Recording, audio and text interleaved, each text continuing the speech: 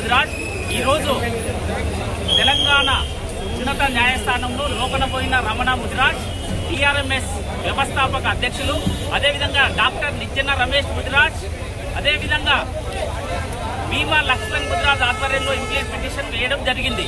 ఈరోజు ప్రభుత్వ వాదనల కొరకు, అదేవిధంగా ఇంప్లీట్ పిటిషన్ల వాదనల కొరకు రేపటి మధ్యాహ్నానికి వాయిదా వేయనైనది.